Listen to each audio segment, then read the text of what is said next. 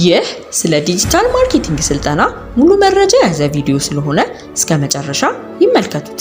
ዲጂታል ማርኬቲንግ ማለት ምን ማለት ነው?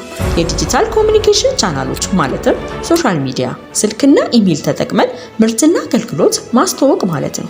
እኛ የምንሰጠው ስልጠና ከዲጂታል ማርኬቲንግ አንዱ የሆነው ሶሻል ሚዲያ ማርኬቲንግ ሲሆን ሶሻል ሚዲያ ማርኬቲንግ ስራ ለመስራትና ትርፋማ ለመሆን እውቀትና በየጊዜው የሶሻል ሚዲያ አልጎሪዝም ማጥናት ያስፈልጋል።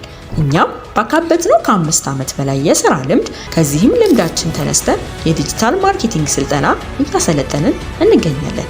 ስልጠና የሚያካትተው ፌስቡክ ፖስት፣ ፌስቡክ አድ ካምፔን፣ ኢንስታግራም ፖስት፣ ቲክቶክ ግሮዝ፣ ዩቲዩብ ሞኔታይዜሽን፣ ዩቲዩብ ግሮዝ ሲሆን በመጀመሪያ ሳምንት ስልጠና ፌስቡክ ፕላትፎርም የምናይ ሲሆን ሁለተኛው ሳምንት ደግሞ ኢንስታግራም ፕላትፎርም እናያለን።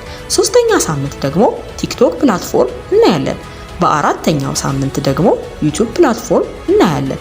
በሳምንት አንድ ቀን ላይቭ የጥያቄና መልስ ክላስ ይኖረናል። ለሰልጣኞቻችን ደግሞ ሰርተፍኬት እና የራሳቸው ስራ የሚሰሩበትን ቪዛ ካርድ የምናወጣላቸው ይሆናል። ከሰልጣኞቻችን ጋር አንድ ለአንድ ሜንቶርሺፕ ፕሮግራም አለን። መዝገብ ለምትፈልጉ አንደኛ በጉግል ፎርም ሊንኩን ካፕሽን ላይ ታገኙታላችሁ። አሊያም በስልክ ቁጥራችን 0988246119 ደውለው መመዝገብ ይችላሉ።